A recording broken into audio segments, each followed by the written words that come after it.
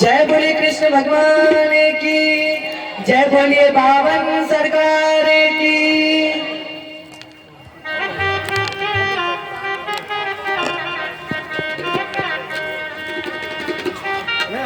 देखो, ब्राह्मण के बच्चे का संस्कार 5 वर्ष की उम्र में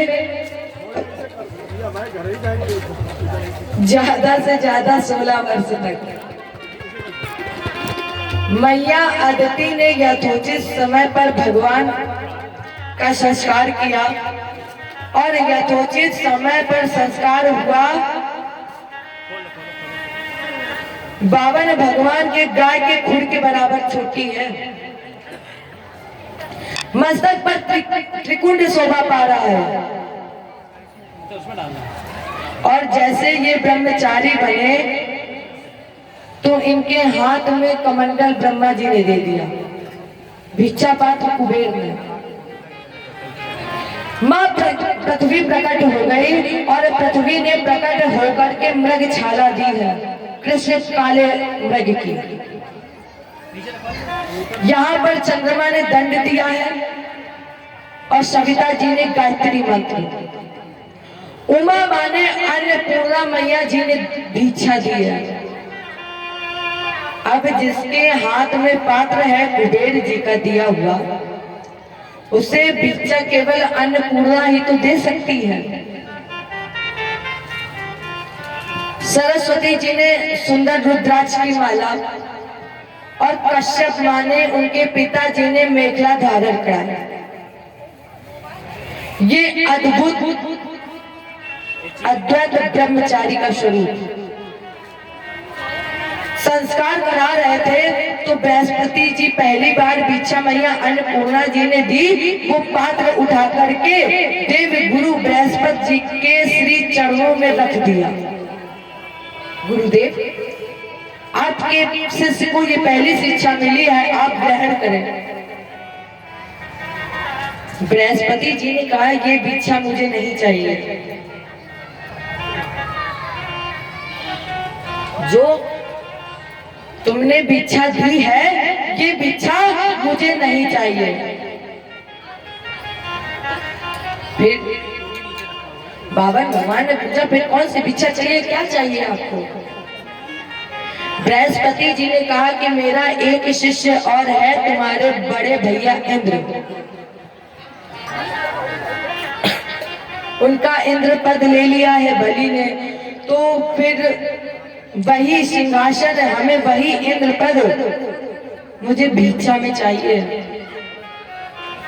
बावन भगवान ने प्रणाम किया, गुरु जी आशीर्वाद दीजिए। और जब ये चलने लगे तो मैया अदिति ने कहा कि तुम जा रहे हो और जाने से पहले 1 मिनट रुक जाओ। क्यों? पहले तो तुम 7 घर में मांग लेना, पहले भिक्षा 7 घर में मांग लेना। बावन भगवान ने कहा माता जी 7 घरों में जरूरी है। माता जी ने कहा ब्राह्मण जब ब्रह्मचारी बने 1 घर में मांग ले, 1 घर में ना मिले तो दूसरे घर में, दूसरे में ना मिले तो 7 घर तक वो मांग ले। उसके बाद उसे 8वें घर में नहीं जाना चाहिए, 8वें घर में वो मत जाए। 7 घर तक मांग ले ब्राह्मण, 8वें घर में मत मांगे। तो भगवान बोले मैया अभी अभी आपने कहा है कि 1 घर में मिल जाए तो दूसरे घर में मत जाना, तो फिर क्यों ना हमें 1 ही घर में भी इच्छा मांग ले कि हमें दूसरे घर में जाने की जरूरत ही ना पड़े। मैया अदिति ने कहा कि ऐसा कोई घर है क्या? भगवान बोले हाँ मैया, मैंने सुना है ऐसा एक दानी है जिसके यहाँ भिक्षा मांगने के बाद जीवन में दोबारा मांगना ही नहीं पड़ता है। मैया अदिति बोली कौन है वो? भगवान बोले दैत्यराज बलि की यज्ञशाला। मैया आपको पता है दैत्यराज बलि की यज्ञशाला में जो जितना दान मांगता है उसे मिलता ही है, उसके बाद दोबारा दूसरे घर में जाने की जरूरत ही नहीं पड़ती।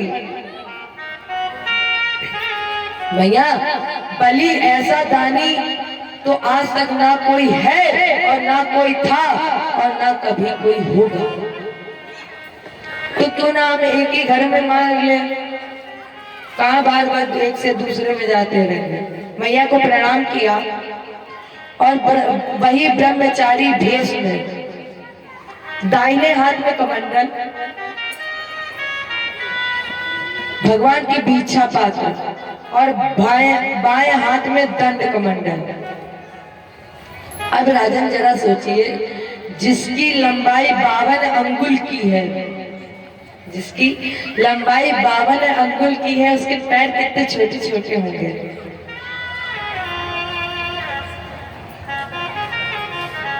और जब ये 52 भगवान बौने बने हैं तो गोरे बने हैं, और हमारे ठाकुर जी इतने काले हैं, तब गोपियां इनके पीछे भागती थी।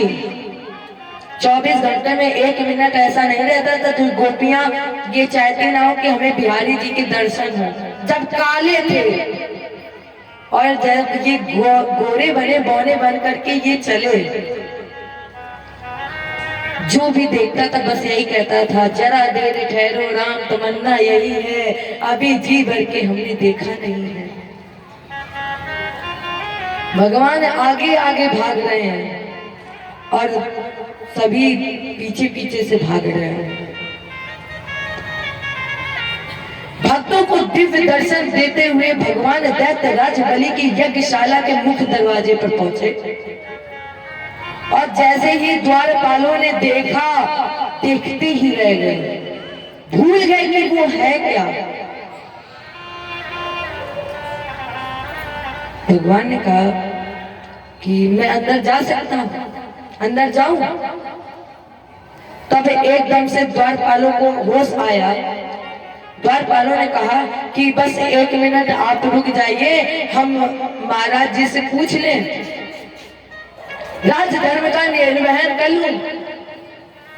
अंदर गया, प्रणाम किया, कहा महाराज जी दरवाजे पर एक विचित्र बौना ब्रह्मचारी आ गया है। बलि ने कहा ब्रह्मचारी संत, ब्राह्मण आ गया, इसका मतलब कि मेरा यज्ञ सफल हो गया, क्योंकि अब मोहि भाव भरोसे हनुमंता,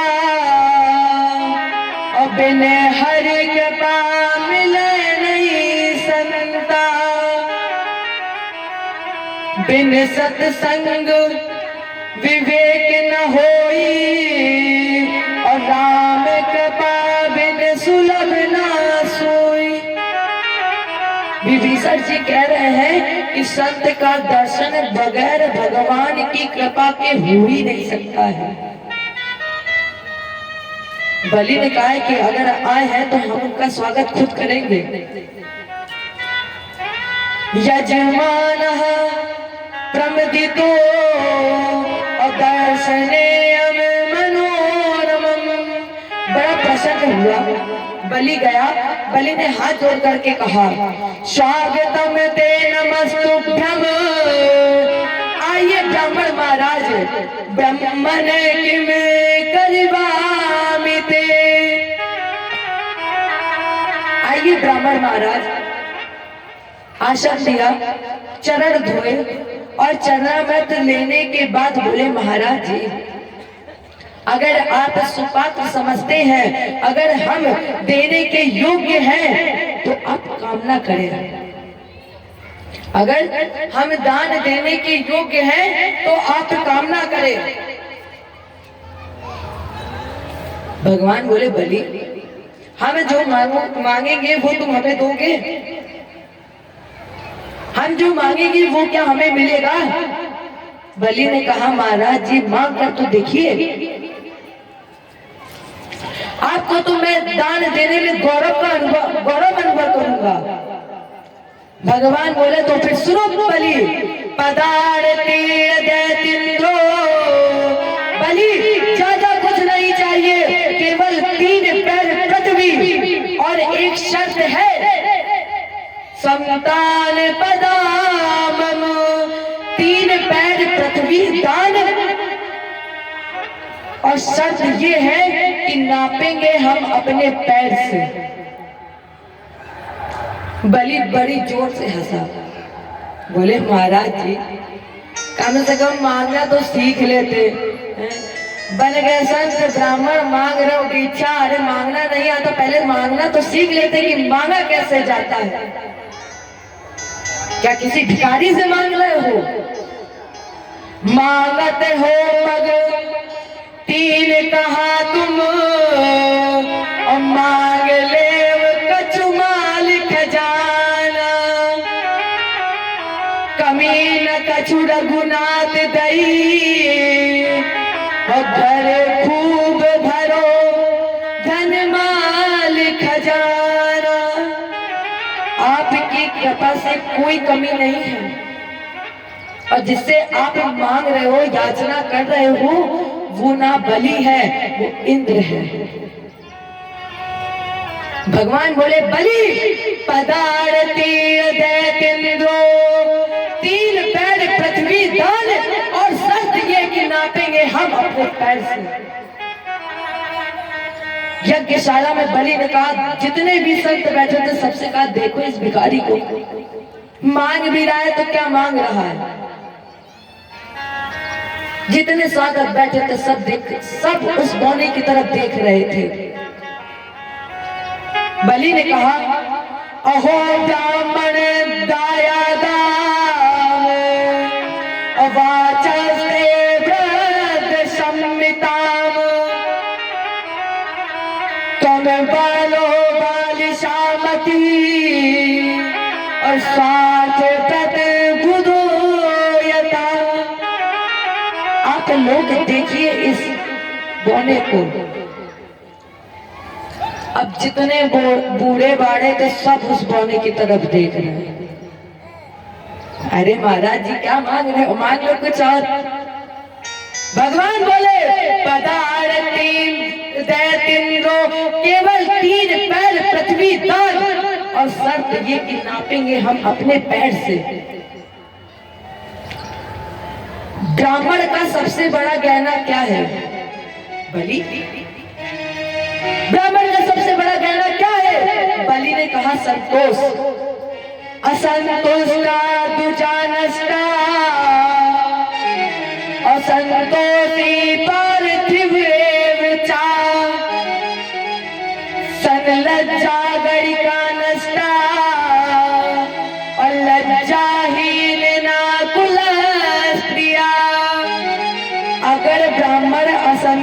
हो जाए तो उसका नाश निश्चित है। अगर ब्राह्मण असंतोष हो जाए तो उसका नाश निश्चित है, वो बच नहीं सकता है। और राजा को कभी संतोषी नहीं होना चाहिए। और राजा अगर संतोषी हो जाएगा तो यह निश्चित है कि उसका नाश भी होगा। इसलिए राजेंद्र पदार तीर दैतिंद्रो, केवल 3 पैर पृथ्वी दान में चाहिए। सर नापेंगे हम अपने पैर से। भगवान ने बोला कि देना हो तो दो, बताओ वरना हम आगे बढ़े। बलि ने कहा महाराज जी,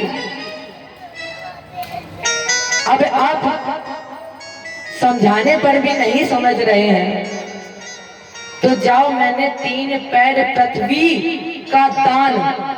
शुक्राचार्य जी ने कहा कि दिया मत कह देना। क्यों? तुम जानते हो कि ये है कौन? बलि कौन है ये जानते हो? जितना तुम्हें ये ऊपर से गोरा दिख रहा है उतना ही ये अंदर से काला है। बलि पहचानो इसे, कौन है ये?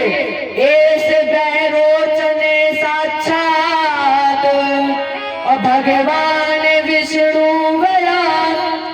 ये साक्षात भगवान विष्णु है। कही शुक्र महिपाल सन, ये है श्री भगवान।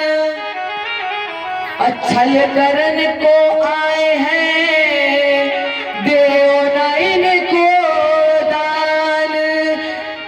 ये तुम्हें छलने आए हैं बलि, इन्हें दान मत देना, ये तुम्हें छलने आए हैं। बलि ने कहा तो गुरुजी झूठ बोल जाए, जबकि आप आज तक आपने ये बोला है कि कभी झूठ नहीं बोलना चाहिए। झूठ से बड़ा कोई पाप नहीं है। आपने पढ़ाया है सत्येन धार्यते पृथ्वी और सत्येन तपते रवि,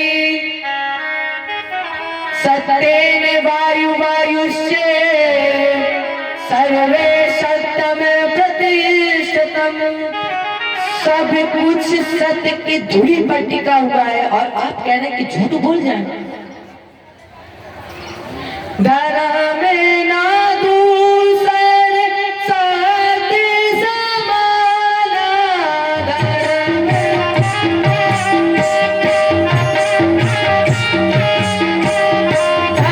में ना दूसर सत्य समाना।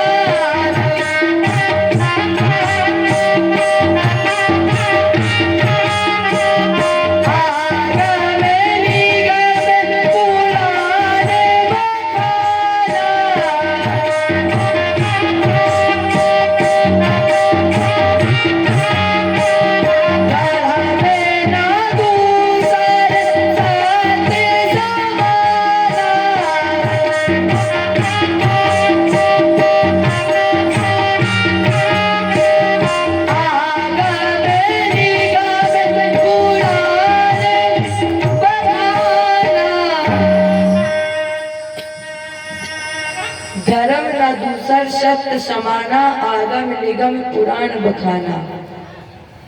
गुरु जी आपने ये पढ़ाया है कि सत्य से बड़ा कोई धर्म नहीं है। आप ही ने कहा है सच बराबर तप नहीं और झूठ बराबर पाप। और जाके हृदय सच है और ताके हृदय आप। जिसके अंदर सत्य है उसी के अंदर इनका निवास है। और आज आप बोल रहे कि झूठ बोल जाओ। शुक्राचार्य जी ने कहा बेटा देखो 4 जगह ऐसी है जहां झूठ बोल जाओ उसका कोई अपराध नहीं, कोई दोष नहीं उसका। कौन सी? बोले निज दियते पुण्य व्यामे धन हित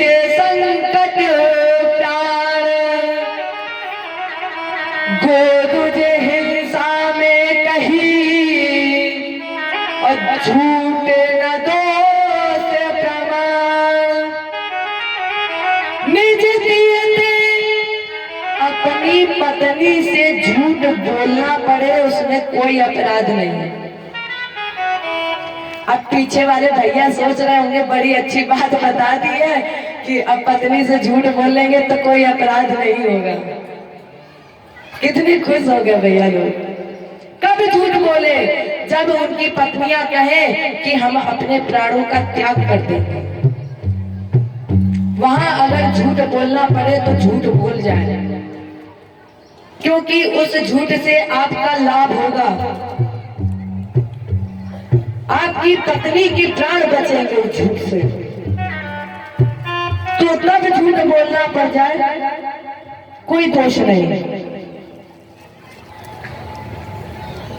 अगर धन के कारण प्राण संकट में हो तब झूठ बोलना पड़ जाए तब कोई दोष नहीं लगता। बलि ने कहा महाराज जी, गुरु जी यहाँ पर एक भी नियम लागू नहीं हो रहा है। हाँ, आपकी एक बात ध्यान देने की जरूरत है। आपने कहा कि ये भगवान है, तो अगर ये भगवान है तब हमें दान कर लेने दीजिए, फिर रोकिए नहीं। शुक्राचार्य जी ने कहा इसका मतलब है कि आज मुहूर्त अच्छा नहीं है, क्या कि आज शिष्य भी हमारी बात नहीं सुन रहे हैं। गुरु जी आपके चरणों की ही कृपा है, आप ही तो आशीर्वाद है, आपका ही आशीर्वाद है। तो फिर गुरु जी सूरतिया श्याम सुंदर से लगाता हूँ लगाने दे, सूरतिया श्याम सुंदर से लगाता हूँ लगाने दे, सूरतिया श्याम सुंदर से लगाने लगा।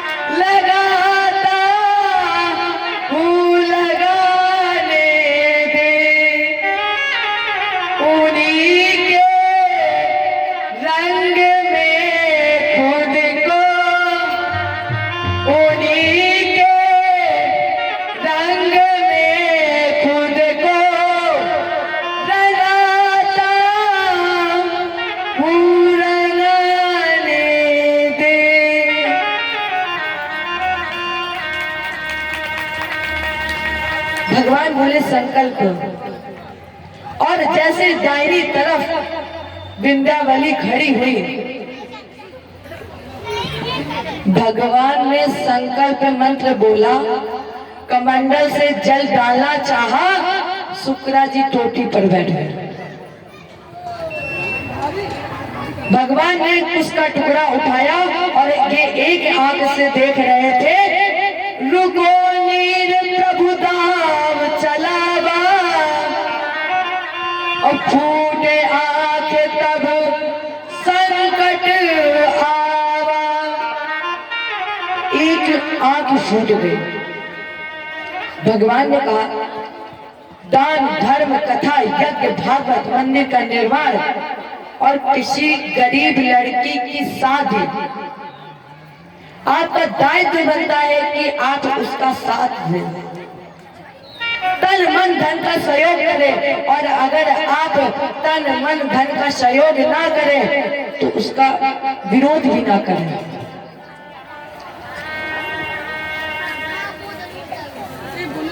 इन्होंने सहयोग नहीं किया, असहयोग किया, तो इन्हें एक आंख का दान करना पड़ा। शुक्राचार्य जी ने श्राप दे दिया, श्रीहीन धनहीन। और जैसे श्राप लगा, भगवान बोले, बलि नापे। बलि ने कहा, नापिए। तब बाणों अति तेज अपारा, और रूप विराट ब्रह्म आगारा। एक चरण अवनी पर रहूं, और सप्ता भर एक पग गयो। भगवान की पैर की ठोकर ब्रह्मांड में लगी तो ब्रह्मांड फट गया। ब्रह्म दो बहने लगा। ब्रह्मा जी ने उसी ब्रह्म के द्वारा बावन भगवान के पैर का अंगूठा धो लिया। ब्रह्म दो एक मंडल लीना, और गंगा नाम तुरंत रख दीना। गंगा जी का नामकरण संस्कार हुआ। गंगा जी का नामकरण संस्कार ब्रह्मा जी ने कर दिया। कमंडल में बंद हो गया। अब भगवान का एक पैर 7 लोग ऊपर, एक पैर 7 लोग नीचे, बीच में स्वयं खड़े।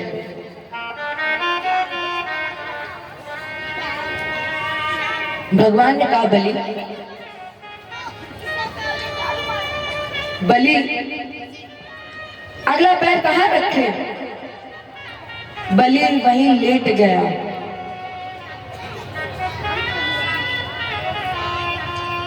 बढ़ाइए आप अपना तीसरा पैर। भगवान बोले, रखे कहाँ? बलि ने कहा कि भगवान मेरे सर पर रख दीजिए।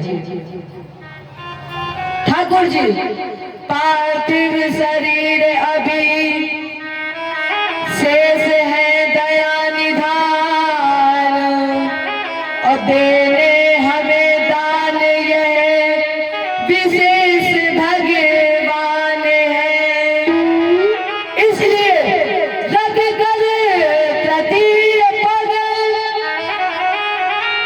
शीश पर हमारे नाथ, और नाप लीजिए बस पूर्ण हुआ दान है। नाप लीजिए तीसरा पैर और मेरे सर पर, जिन्हें करुणा निधान कहा गया है, भगवान ने पैर बलि के सर पर रख दिया।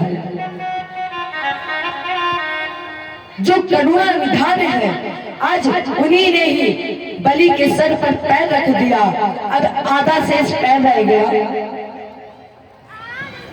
भगवान ने वरुण फांस फेंका और बलि को बांध लिया। जैसे बलि बंधा, अब प्रहलाद स्वर्ग से देख रहे थे। प्रणाम किया, ठाकुर जी, पिता पुत्र को कभी नहीं भूलता है। आज तक भक्त भगवान को भूला है, लेकिन क्या भगवान भक्त को भूले हैं? पुत्र पिता को भूल जाता है, क्या पिता अपने पुत्र को भूल सकता है?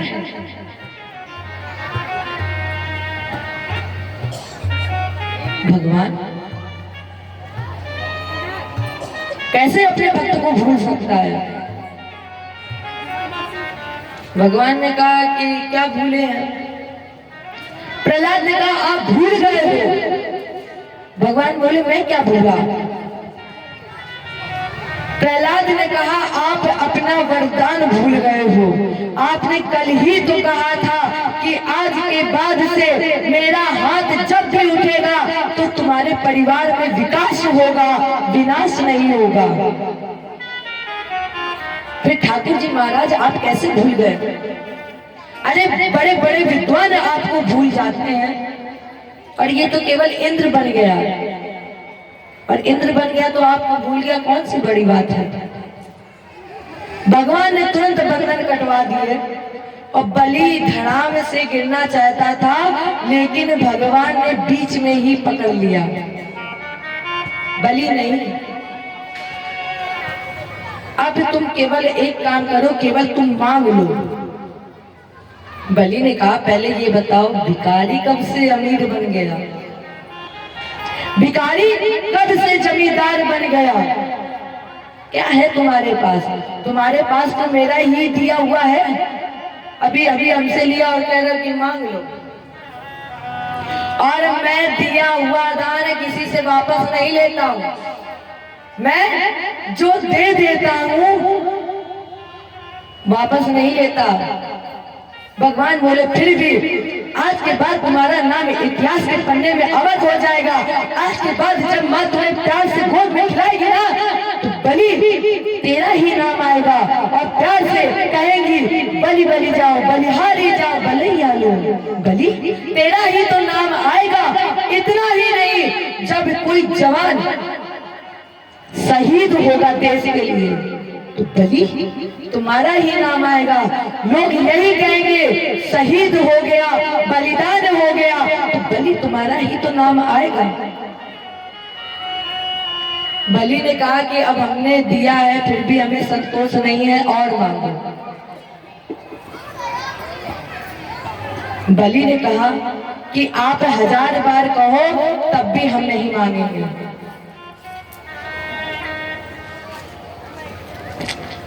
बोले भगवान की। अभी व्यासपीठ के दाहिनी तरफ पंडित सत्यम पांडे जी जो ए ब्लॉक से आए हुए हैं। और अच्छी बात यह है कि मेरी बेटी और ये बेटा दोनों एक ही कॉलेज में पढ़े हैं। और ये 2 वर्ष सीनियर रहा है इस देवी शिवा किशोरी जी से। इसे संदेश मिला, चाहता है कि मैं व्यासपीठ पर शिवा किशोरी जी का सम्मान करूं। इस व्यासपीठ से बहुत बहुत हार्दिक अभिनंदन है, स्वागत है, वंदन है। और आप आइए, आपकी तो बहनें आपके साथ पढ़ी हैं, अच्छा ऑर्गन प्ले भी करते हैं, बहुत अच्छे वादक भी हैं। और साल बढ़ाकर देवी शिवा किशोरी जी का व्यासपीठ पर सम्मान किया गया।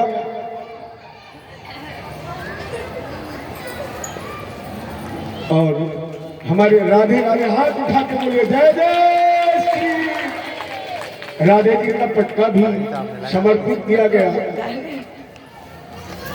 और पगड़ी पहनाकर, देखो पगड़ी बांध लेना बहुत सरल बात है, पगड़ी पहन लेना बहुत सरल बात है। और इसके साथ देवी शिवा किशोरी जी को देवी शिवा किशोरी का ही चित्र अभी सत्यम पांडे जी के द्वारा समर्पित करके सम्मानित किया गया। व्यासपीठ से बहुत बहुत बधाई, बहुत बहुत हार्दिक आशीर्वाद।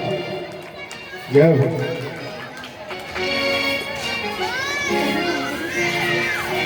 पगड़ी देखिए, पगड़ी के ऊपर पगड़ी रखी सकते। कमल बिल्कुल।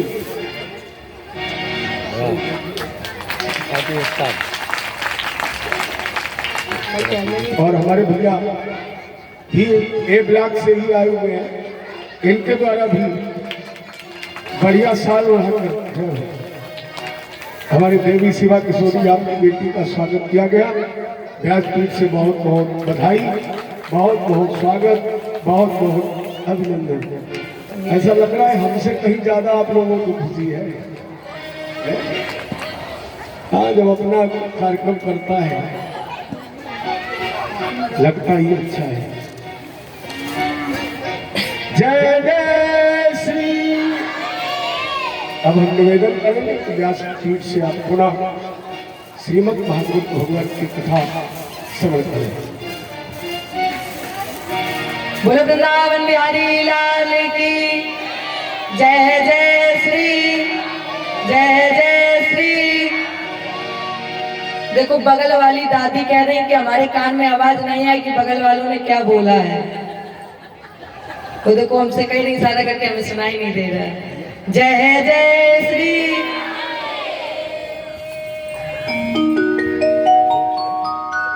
तो बलि ने कहा कि तुम्हारे जैसे मांगने वालों से हम नहीं मांगते हैं। भगवान बोले इसका मतलब अभी भी तुम नाराज हो, अभी तक क्रोध में हो, तुमने क्षमा नहीं किया।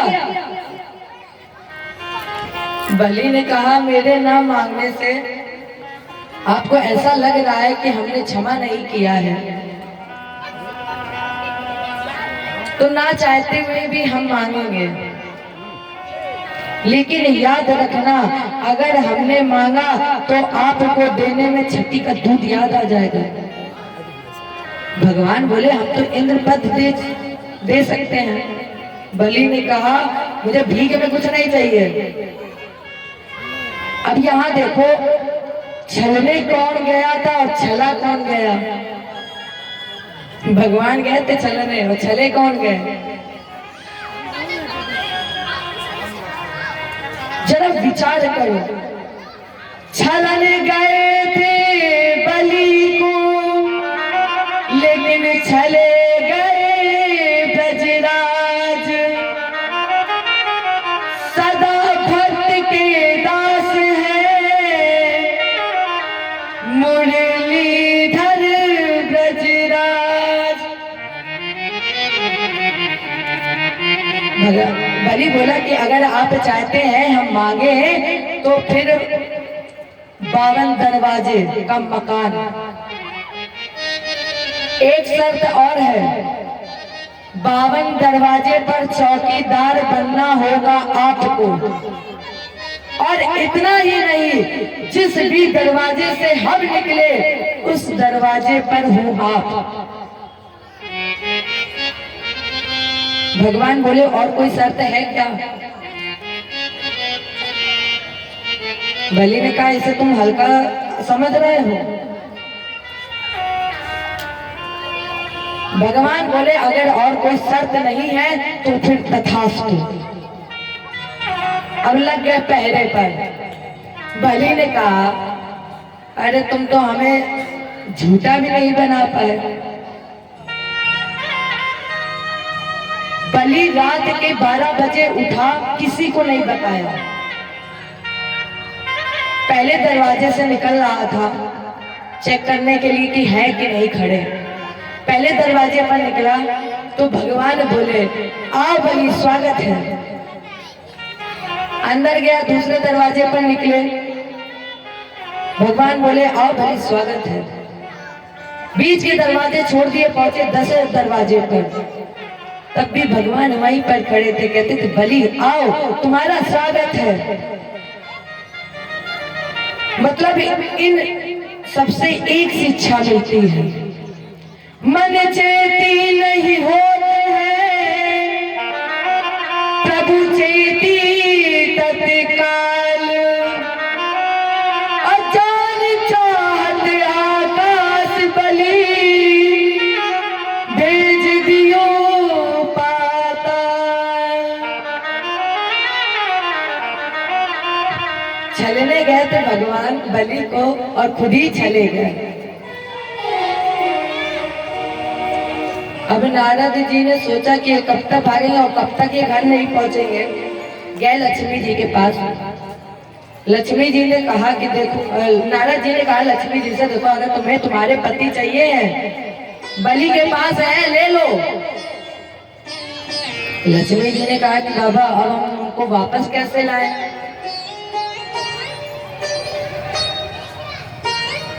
तो नारद जी ने उपाय बताया और लक्ष्मी जी बलि के द्वार पर पहुंची तो हाथ में राखी लिए थे। आवाज लगाई भैया। बलि ने कहा कि आज कौन सी बहन आ गई हमारी तो कोई बहन ही नहीं है।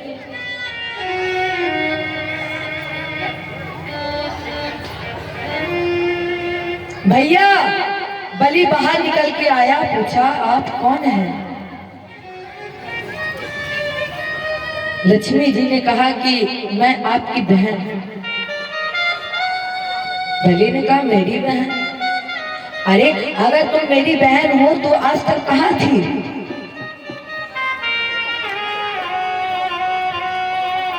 लक्ष्मी जी ने सर झुका करके कहा भैया मैं थोड़ा अस्त व्यस्त थी, मुझे मौका ही नहीं मिलता था आपके पास आने का। बलि समझ गए थे कि क्यों आई है ये। बलि ने कहा बहन अगर तुम मेरी बहन थी तो जिस तरह आज तुम राखी लेकर के आई हो तो रक्षाबंधन के दिन समय निकाल कर 2 मिनट के लिए तो आ सकती थी। क्या चाहिए तुम्हें ये बताओ तुम। लक्ष्मी जी ने सर झुकाकर कहा भैया मुझे मेरे पति लौटा दो, मैं अपने पति को मांगने आई हूँ। बलि ने कहा वाह बहन आज आए भी तो हो तो एक स्वार्थ के साथ आई हो,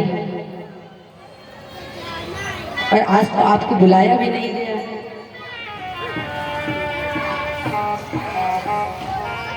क्यों आई हो?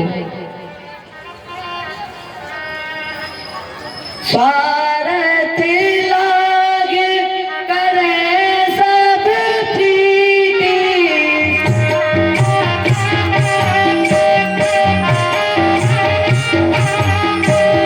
स्वार्थ लागे करे सब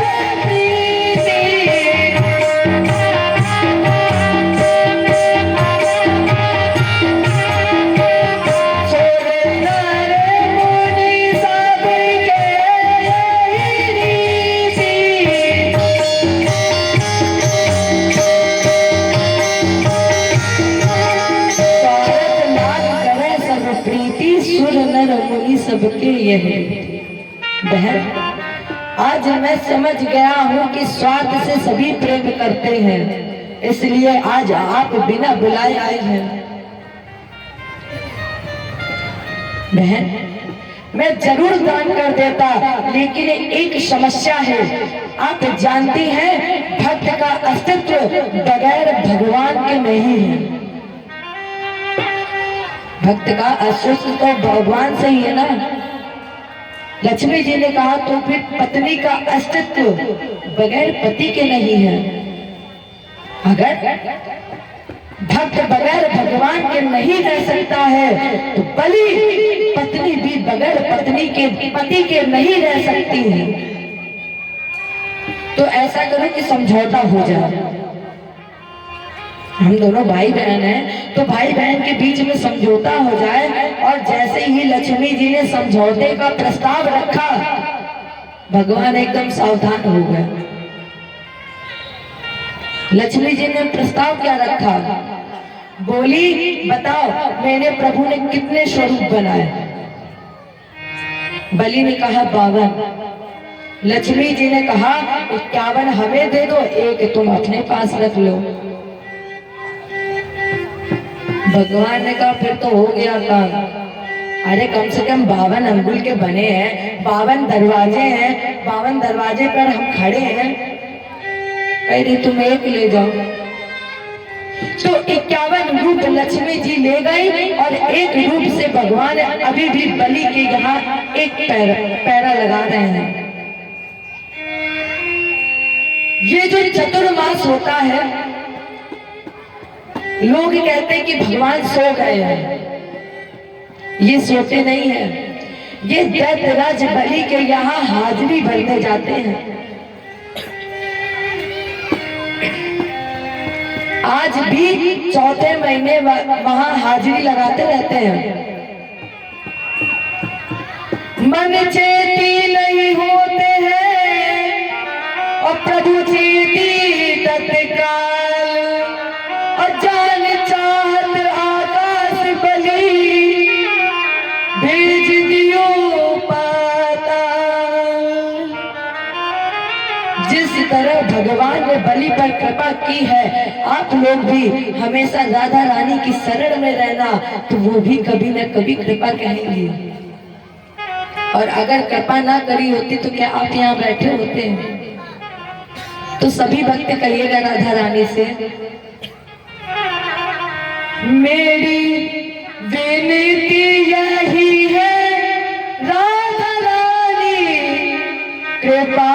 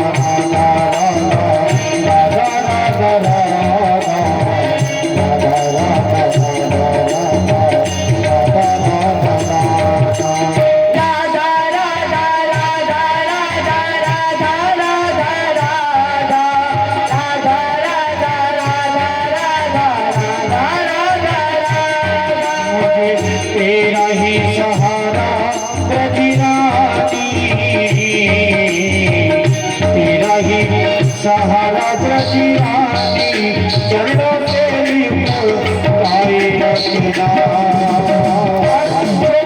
चाहते हैं कि भगवान कृपा बरसाए रखे, राधा रानी बरसाए रखे, तो दोनों हाथ उठाइए, ताली नहीं बजाइए, दोनों हाथ उठाइए, कहिए राधा राधा राधा राधा राधा राधा राधा राधा राधा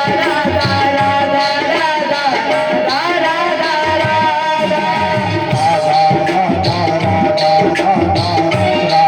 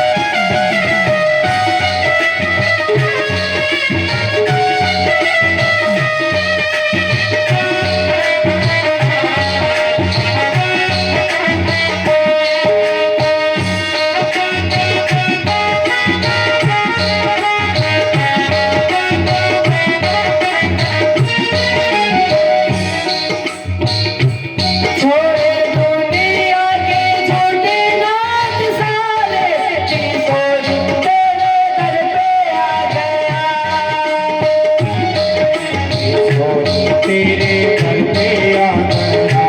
राधा रानी की जोड़ी मेरे घर पे आ गया। मैंने तुझको पुकारा ब्रजरानी, मैंने पुकारा ब्रजरानी। जाके से बचाए रखना राधा रानी। पुकारा ब्रजरानी। तुमको पुकारा ब्रजरानी। चरणों में लिपटाए रखिया।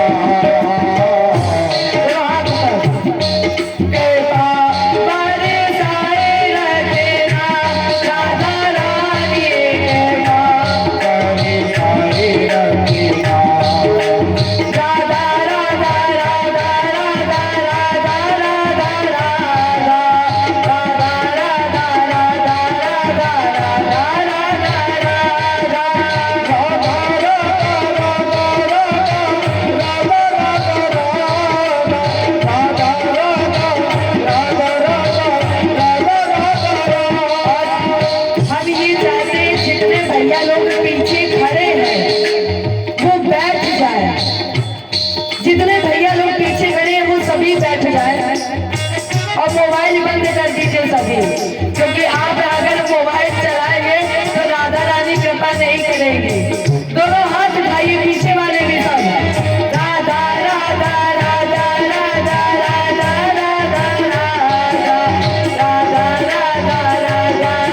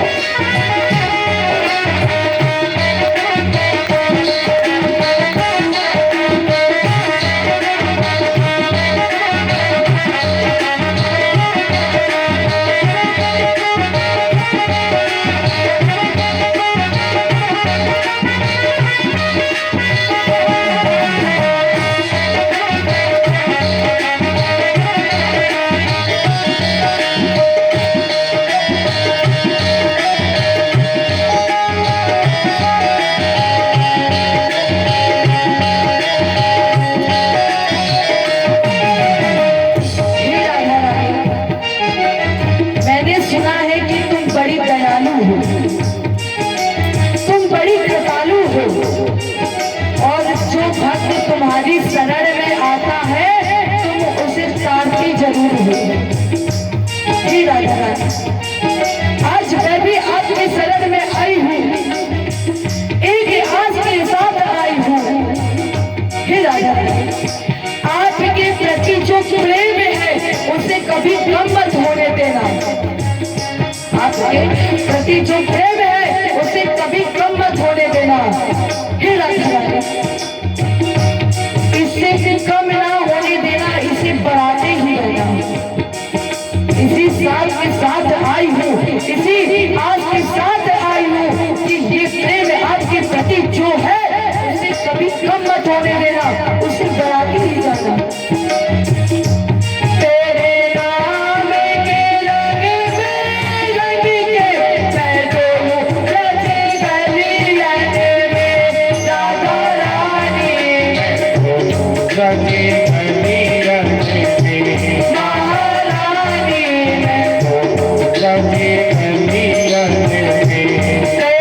नाम के रंग में रंग के मैं डोलूं रचे गलियां में राधा रानी।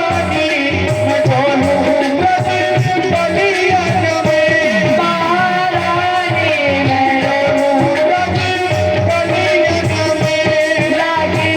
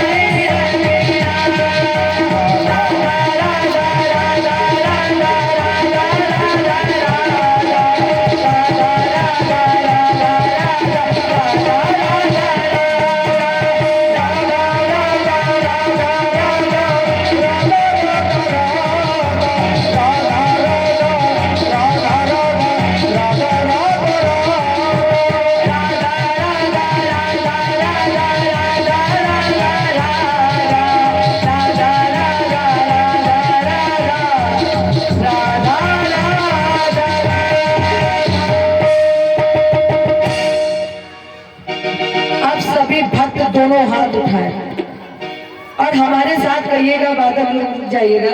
हमारी माताएं कहेंगी, भैया लोग कहेंगे, राधा राधा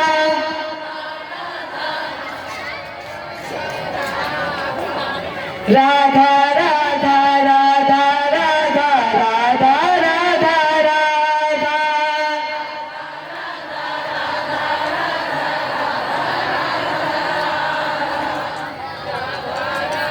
राधा राधा राधा राधा राधा राधा राधा राधा राधा राधा राधा।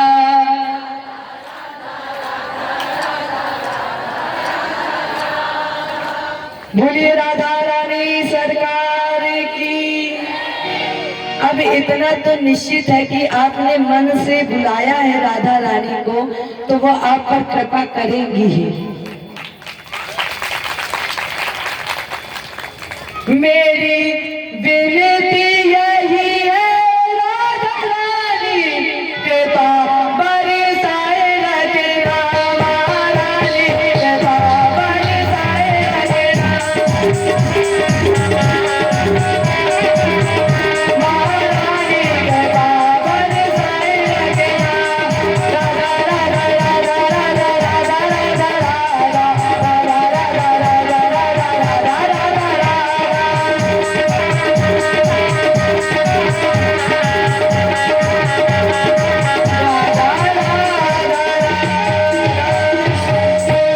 जय बोलिए राधा रानी की, जय बोलिए बोले सरकार की। इसके बाद भगवान ने पिछले कल्प के अंत में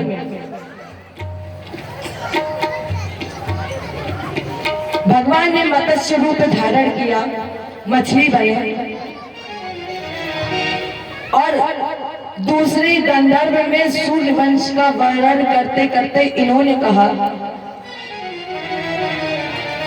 सूर्य वंश में बड़े प्रतापी राजा हुए और उसी प्रजातियों में से एक नाम आया खटवांग का, जिन्होंने 2 घड़ी में ही मोक्ष प्राप्त किया।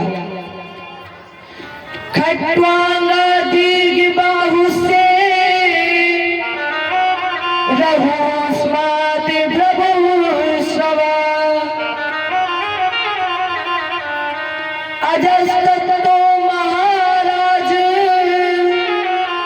स्मात दशरथो भवत्, तस्यापि भगवानेषु साक्षात् ब्रह्ममयो हरि। खट्वांग दीर्घ बाहु रघु, रघु से अज, अज से दशरथ, और दशरथ जी के 4 पुत्र हुए, राम लक्ष्मण और भरत शत्रुघ्न।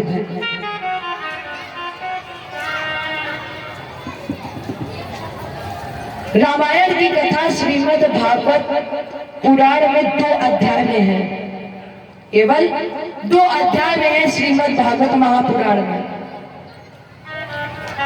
अब यहाँ जरा सोचो, विचार करो कि राम के नाम में 2 अक्षर है और सीता जी के नाम में 2 अक्षर,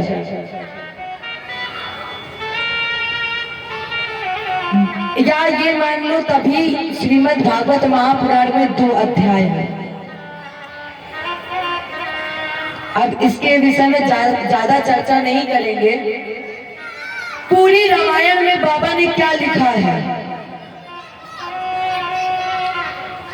तुला तुला से बैर है और कुंभे ले गए चोर,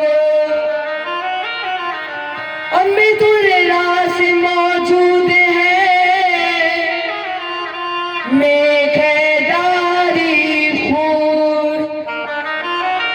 राम की राशि तुला है और रावण की राशि तुला, दोनों में बैर है। और सीता जी की राशि है कुंभ, जिसे रावण ले गया। मिथुन राशि मौजूद है, मिथुन राशि हनुमान जी की है और जो आज तक भी मौजूद है।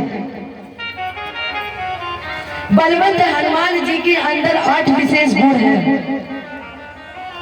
8 लक्षण। और हमारे गोस्वामी जी ने तो एक ही श्लोक में सब लिख दिया।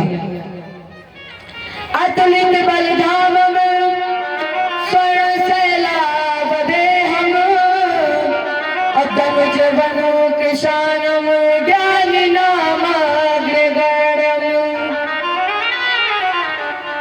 अतुलित बलधाम अतुलनीय बल के मालिक है। जिसके अंदर बल होता है उसे भगवान बुद्धि नहीं देता है, और हमारे हनुमान जी के पास दोनों चीजें हैं, बल भी है और बुद्धि भी है। अब सबसे पहले यहाँ पर ज्ञान की चर्चा करें।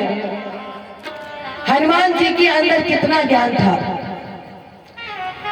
जिस समय ये लंका दहन करके वापस आए, जामवंत जी को प्रणाम किया, बोले दादा माँ जानकी का दर्द हमसे देखा नहीं गया, इसलिए हमने लंका जला दी। पर एक बात है जामवंत जी, ये बात आप राम जी को ना बताना। मैंने लंका जला दी, ये बात राम को मत बताना। अभी इधर राम विश्राम कर रहे थे, जामवंत जी गए राम जी के पास। अब ये पैर दबा रहे थे। अब हनुमान जी को डर लग रहा था कि कहीं जामवंत जी ने बताया ना था कि हमने लंका जला दी।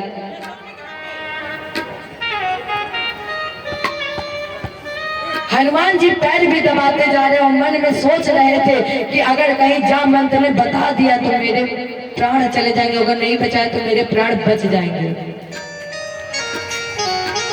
जामवंत जी ने कहा, अनंत बलवंत हनुमान महाराज जी ने समुद्र एक छलांग में लांग लिया। भगवान राम ने कहा शाबाश, बहुत अच्छा किया। हनुमान जी ने कहा हे भगवान, अगर बता दिए, ये तो बता दिया कि छलांग लगा दी है, और अगर कहीं ये बता दी कि लंका जला दी, फिर जामवंत जी बोले हनुमान लंका गए और इन्होंने लंका जला डाली। हनुमान जी ने कहा बताओ मैं रही क्या गया, सब तो तुमने बता दिया कि हनुमान जी गए लंका और इन्होंने लंका जला डाली। हनुमान जी ने कहा कौन कहता है कि हमने लंका जलाई है? राम जी ने कहा ऊंचा सुनते हो क्या? अरे अभी अभी जामवंत जी ने कहा है कि हनुमान ने लंका जलाई है। हनुमान ने लंका जलाई? हनुमान ने कहा प्रभु मैंने तो लंका नहीं जलाई। हनुमान जी सोच रहे मन में, तुम बाहर मिले तब तुम्हें बताए कि काहे बार हमने मना की थी बताने को, तुम बता दिए लंका जलाई। हनुमान तुमने लंका जलाई? हनुमान बोले नहीं हमने लंका नहीं जलाई। तो क्या जामवंत झूठ बोल रहे हैं? अब मेरे तो दोनों भक्त हैं, जामवंत भी भक्त हैं और हनुमान भी भक्त है, दोनों तो कोई झूठ बोल नहीं सकता। अच्छा हनुमान एक बात बता, लंका जली? हनुमान जी ने कहा हाँ लंका जली है। तुमने कितना साथ दिया? हनुमान जी ने कहा शून्य, हमने कुछ भी नहीं किया है। राम जी ने कहा कि बोलो जलाई कि नहीं जलाई है तुमने? हनुमान जी ने कहा मैंने नहीं जलाई। फिर हनुमान जी ने कहा 5 लोगों ने जलाई है, और अगर इन 5 में मेरा नाम हो तो मुझे फांसी पर चढ़ा देना। राम ने कहा कि 5 लोगों ने जलाई? कौन है वो 5 लोग? हनुमान जी ने कहा सुनिए, जानकी के ताप ने, विभीषण के जाप ने, रावण के पाप ने, आपके चरणों के प्रताप ने और हनुमान जी के पाप ने लंका जलाई। बताओ कहीं हमारा नाम है? हमारा नाम आए तो हमें फांसी पर चढ़ा दो। बताओ कहीं हमारा नाम है? और प्रभु आपके सहयोग के बिना तो कुछ हो ही नहीं सकता है। कितना बल था। एक बार रावण से चर्चा हो रही थी कि बल कैसे नापा जाए। हनुमान जी और रावण के बीच में चर्चा चल रही थी कि बल को कैसे नापे, क्योंकि तुम महाभक्त और हम अतुलित बल धामा। अब फैसला कैसे हो?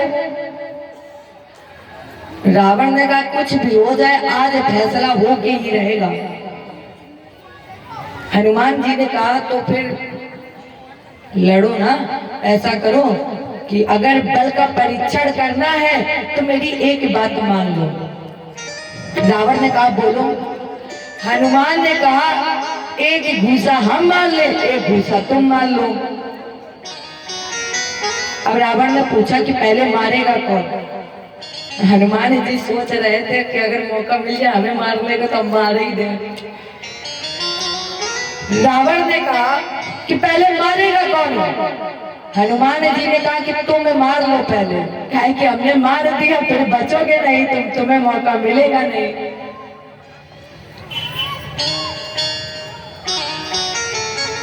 रावण ने पूछा तुम क्यों पहले नहीं मारोगे, हम क्यों पहले मारे? हनुमान जी ने कहा हम इसलिए नहीं मारेंगे कि हमने मार दिया तो तुम मारने के काबिल नहीं बचोगे। बैठ गए और उठा लिया। रावण ने कहा सावधान। बोले हम तो 24 घंटे ही सावधान रहते हैं, तुम मारो तो जल्दी मारो, फुर्सत हो। हम तैयार हैं 24 घंटे में।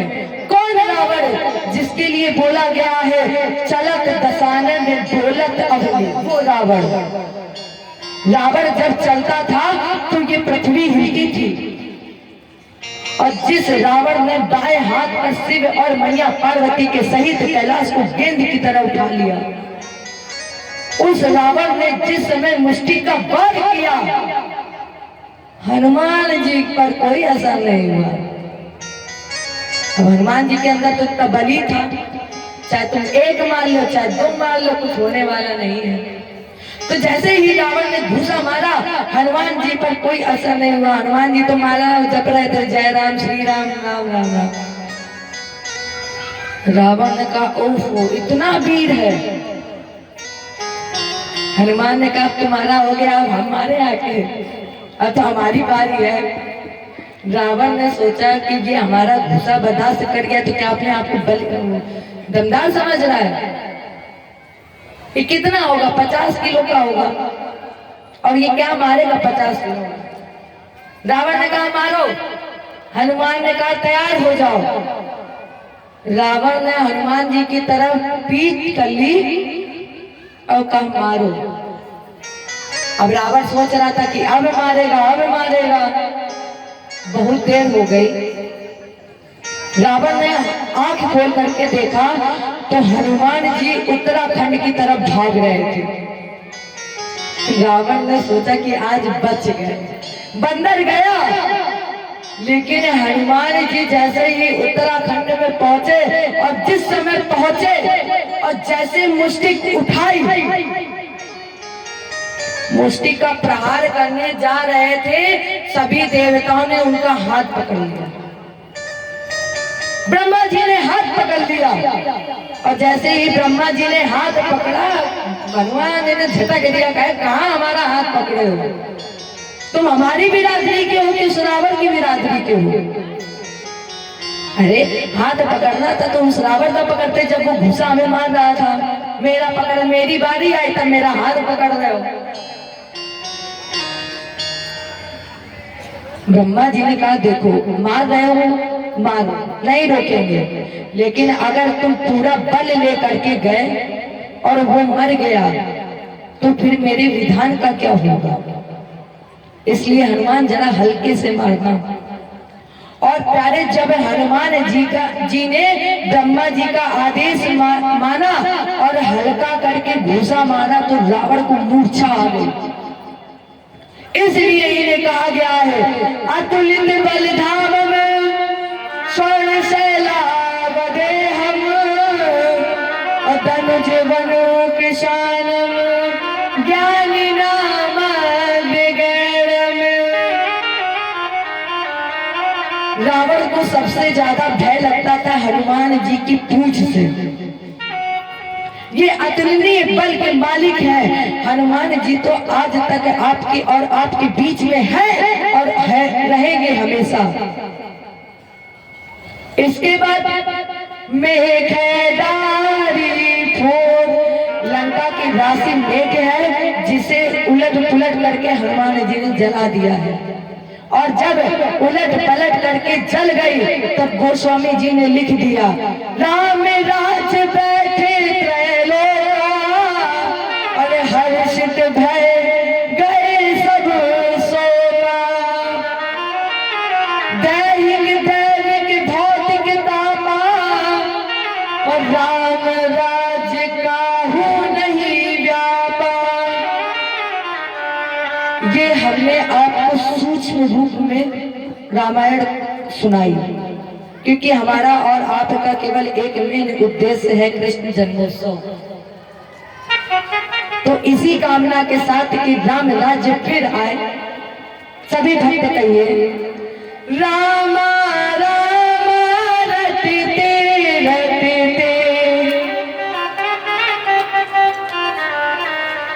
रामा रामा रटते रटते, बीती रे उमरिया, रामा रामा।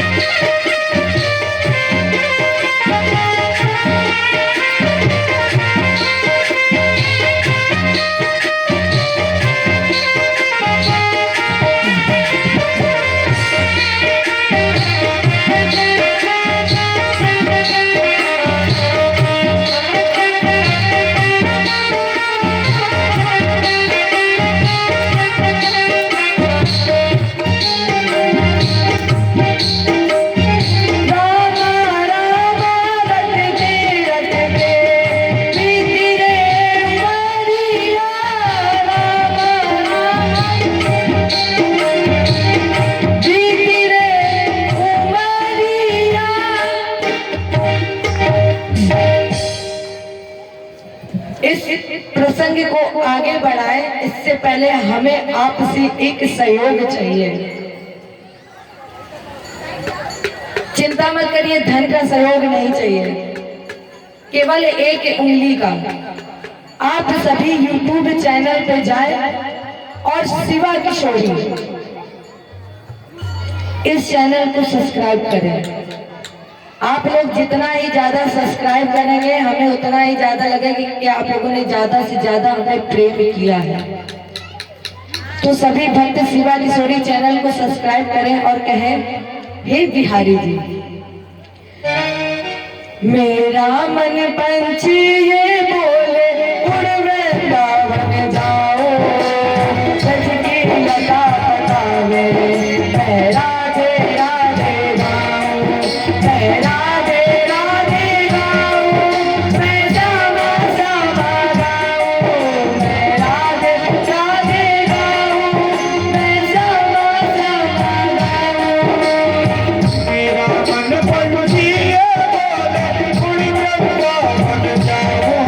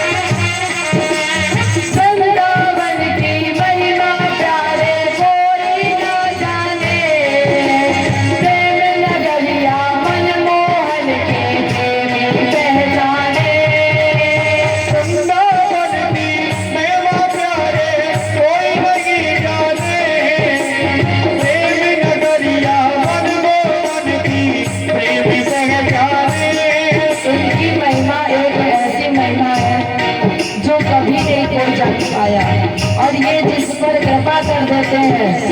वृंदावन की महिमा प्यारे कोई ना जाने, प्रेम नगरिया मनमोहन की देवी पहचाने। रस गलियों में झूम झूम के हो, रस गलियों में झूम झूम के मन की तपन गाओ, रस की लता बतावे।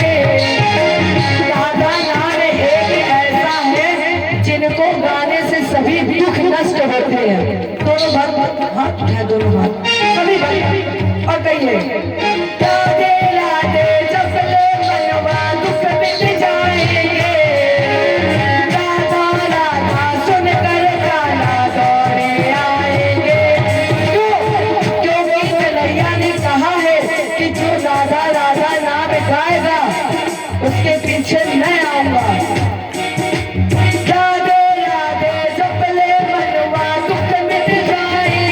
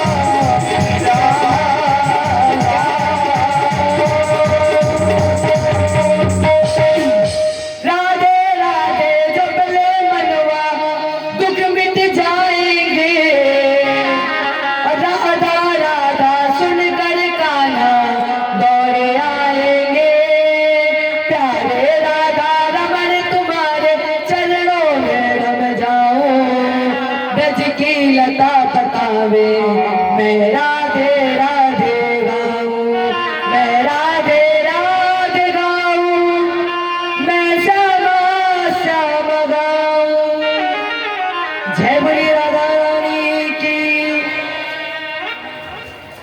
देवयानी से 2 पुत्र पैदा हुए शर्मिष्ठा से 3-5 पुत्रों से अलग अलग वंश चला है। राजन सबसे छोटे पुत्र का नाम पूर्व जिससे पुरवंश चला और इसी पुरवंश में राजा परीक्षित तुम्हारा जन्म हुआ है। ज्येष्ठ पुत्र से यदुवंश चला और ये वो पावन पवित्र यदुवंश है जिसमें भगवान कृष्ण का जन्म हुआ और यदु से यदुवंश जिसमें आगे बढ़कर सुसेन जिनकी पत्नी का नाम था मारिशा 10 पुत्र हुए। बड़े भैया का नाम बलराम बलराम जी के साथ और जिन्होंने कंस का उद्धार किया। राजा परीक्षित का गुरु जी इतनी जल्दी एक ही लाइन में बता दिया कि भगवान कृष्ण का जन्म हुआ, भैया के साथ कंस को मार दिया। जबकि मैं भगवान के जन्म की कथा श्रवण करने के लिए 3 दिन से हूँ, एक क्षण प्रतीक्षा कर रहा हूँ और आपने एक ही क्षण में बोल दिया। राजा परीक्षित का गुरु जी हम तो इसे विस्तार से सुनना चाहते हैं, आप मुझे ये कथा विस्तार से सुनाइए। कथितो वंश विस्तारो अभवतोषो में सूर्यो। यदुकुल भूषण के जन्म की कथा विस्तार से। और महाराज जी मैंने सुना है कि देवकी के साथ में पुत्र पैदा हुआ रोहिणी जी की कोख में। देवक क्या गर्भ संबंधा, क्या देवकी और रोहिणी के गर्भ से ही कोई संबंध था? क्योंकि एक माँ से जन्म लेने वाला बच्चा दूसरी माँ के गर्भ में तभी जाता है जब वो बच्चा मर जाता है। तो क्या देवकी और रोहिणी के गर्भ से ही कोई संबंध था? सुखदेव जी ने कहा राजेंद्र भगवान पृथ्वी पर आता है कब? हालांकि बाबा ने लिखा है राम जन्म के हेतु अनेका परम विचित्र एक तो एका। भगवान के इस धराधाम पर आने के एक नहीं कई कारण हैं। पहला कारण जब जब हो धर्म के हानि। दूसरा कारण माँ नहीं मात पिता नहीं देवा और साधु संग करवा वही सेवा। तीसरा कारण बारही बहु खल चोर जुआरा। चौथा विप्र धेनु सुर संत हित और निज मनुज अवतार। ये 4 कारण है। 5वां कारण एक और है, जब जब प्रकृति असंतुलित होती है तब तब हमारे प्रभु उसको संतुलित करने के लिए इस धराधाम पर आते हैं। कृष्ण ने 5 तत्वों को शुद्ध किया है। वही जब द्वापर में अधर्म पाप अत्याचार की पराकाष्ठा होगी तो इस पृथ्वी ने भगवान से प्रार्थना की, प्रभु त्राहिमाम। ये पृथ्वी जब पापियों के बोझ से त्रसित हो गई तो पृथ्वी ने गाय का रूप बनाया, ब्रह्मादि देवताओं के साथ प्रार्थना की और कहा ये दुख भरे आंसू तब नैनों से निकलेंगे, ठाकुर जी कब कृपा करोगे आप।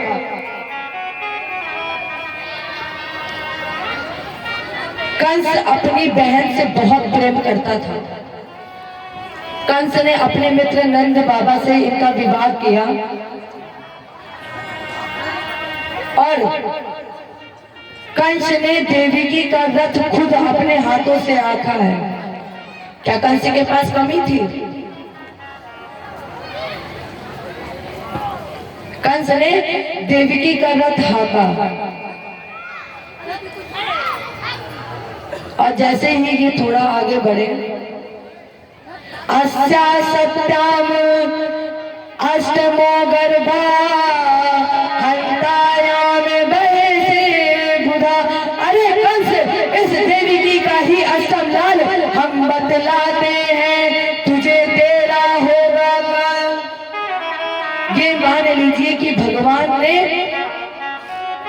2 मिनट में ही कंस की जिंदगी को तहस नहस पलट दिया। भगवान बोले, अरे कंस, इस देवकी का ही अष्टम लाल हम बतलाते हैं, तुझे होगा तेरा काल। तो कंस के हाथ से रथ की भाग दौड़ छूट गई। कंस ने तलवार निकाली और देवकी को मारने ही जा रहा था। पति का ये धर्म होता है कि पत्नी की रक्षा करे। नंद ने कहा, देखो कंस, तुम्हें भय है कि देवकी के 8 पुत्र तुम्हें मारेंगे, तो ये नंद आपको वचन देता है कि मैं एक एक पुत्र को आपके सामने लेकर आऊंगा। लेकिन कंस, तुम तो अपनी बहन से बहुत प्रेम करते हो। कंस, इस संसार में मृत्यु ध्रुव सत्य है। आया है सो जाएगा, राजा रंग फकीर, और कोई हाथी चढ़ चला, कोई बांधा गया जंजीर। कंस जो इस धराधाम पर आया है उसे जाना ही पड़ेगा। कंस ने एक प्रश्न किया, ये मेरे हत्यारे को जन्म देने वाली है। तो इसने कंस और देवकी और नंद बाबा को कारागृह में डाल दिया।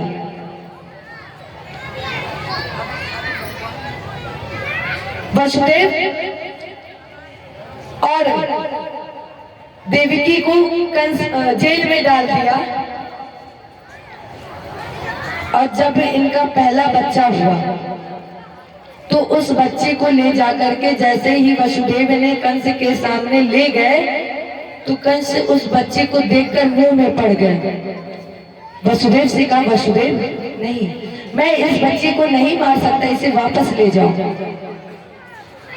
अब नंद बाबा ने, नारद जी ने सोचा कि अगर इसी तरह कंस एक एक बच्चे को लौटाता रहेगा फिर तो काम हो गया। नंद बाबा गए, नारद जी गए कंस के पास और नारद जी ने कहा कि आप ये बताइए, आपने एक बच्चे को लौटा दिया है, अब आज एक बात बताइए, आपके सामने 8 बच्चे बैठा लेंगे, अब उसमें से पहला बच्चा कौन सा, 8वां बच्चा कौन सा, आप बता पाएंगे? कंस ने कहा, हमें लग रहा चूक गए। नारद जी ने कहा, हम चूकने देते नहीं, अभी मौका है, जाओ। कंस ने एक एक करके 6 बच्चों की हत्या कर दी। अब की बार जब 7वां आया तो भगवान ने योग माया को बुलाया। योग माया ने तो कहा था पहले कि मैं नहीं जाऊंगी, मुझे पता है कितना कष्ट होता है, ये कार्य मुझसे नहीं होगा। ना हम ध्यान कुर्वन्ति स्थानानुचम ध्रुवी। भगवान कृष्ण ने कहा चली जाओ, तुम्हारा नाम हो जाएगा। तुम्हें कोई काली, दुर्गा, विजया, वैष्णवी, उमा, इन नामों से लोग तुम्हें जानेंगे, तुम्हारी पूजा करेंगे। तो 7वें बच्चे का कर्षण हुआ और जैसे ही अब की बार 8वें में भगवान आए तो भगवान पहले तो चतुर्भुजी रूप में आए। देवकी जी ने पूछा कि आप कौन हैं? भगवान ने कहा मैं हूं आपका 8वां पुत्र। देवकी ने कहा 8वां पुत्र, वो भी इस रूप में? अरे पुत्र होते छोटे बनकर आते हैं। भगवान छोटे बन गए। अब हर माँ को ये लगता है कि मेरा बच्चा रोए। भगवान नहीं रो रहे थे। देवकी जी ने कहा लाला एक बार तो रो दो। अरे तुम एक बार रो दोगे तो मेरी जितनी पीड़ा है सब नष्ट हो जाएगी, दूर हो जाएगी। भगवान रोए और फिर वसुदेव जी से कहा मैया ने, देवी स्वामी आप इस बच्चे को यशोदा जी के यहाँ दे आओ। वसुदेव जी ने उस बच्चे को सूप में लिया और सर पर रखा और जब जिसके सर पर भगवान हो, जितनी बेड़ियां थी सब टूट गए, जितने द्वारों में ताले लगे थे सब टूट गए, बाहर निकले। अब चलते चलते जा रहे थे, पहुंचे यमुना जी के पास। अब यमुना जी इतनी बड़ी, एक कदम रखा, अब पीछे ये वापस जा रहे थे। भगवान जी ने कहा कि जो हमें पा लेता है उसके पीछे के सारे दरवाजे बंद, पीछे के सारे दरवाजे बंद। अब बिजली कड़क रही थी। भगवान ने सोचा किसी ने अगर हमें देख लिया